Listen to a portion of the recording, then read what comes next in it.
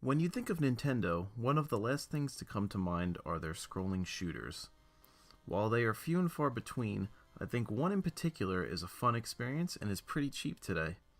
Solar Striker for the Nintendo Game Boy was developed internally in Nintendo by Gunpei Yokoi and Kazuki Terasaki at R&D 1 and was co-developed with Minakuchi Engineering. It was released in January 1990 in Japan, a month later in North America, and September 1990 in Europe. The box art is cool looking, it is vibrant and visually appealing, and the game's manual is as well. The storyline of the game is as cookie cutter as it gets, but it's still pretty awesome. Here's a selection from the manual. The year is 2159. The Earth federal government was established, linking the people with a common government against other species.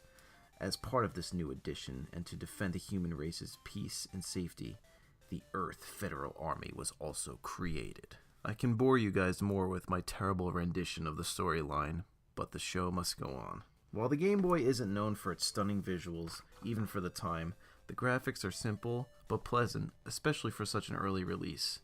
As with the visuals, the music and sound effects get the job done as well. Now to the gameplay itself. With most vertical shooters of the time, the gameplay is fairly standard. The player takes control of the spaceship known as the Solar Striker. The game is single player only and has a total of 6 levels. Enemies appear from the top of the screen in waves. They descend downwards toward your ship and you have to shoot them down while avoiding incoming fire. Each level has several varieties of enemies, a sub-boss and a final boss to defeat. Both the enemies and bosses follow distinct patterns while moving around the screen.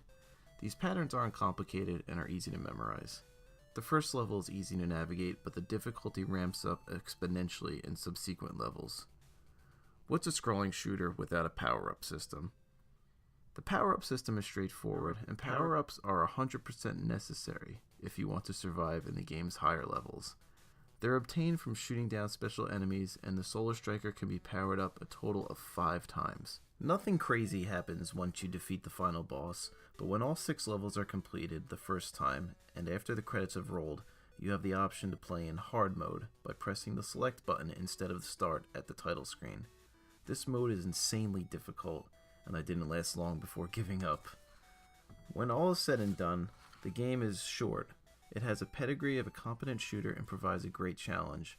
There's a lot of variation between enemy design and attack patterns, but I found the game to be difficult even in standard mode. While Solar Striker doesn't break any genre barriers in the gameplay or sound department, I still think it's worth checking out if you're a Nintendo or just a Game Boy fan, since this is one of the few scrolling shooters that Nintendo has ever released. As of the time of this video, eBay prices for just the cart only seem to be within the $5 to $10 range, so it's definitely worth picking up.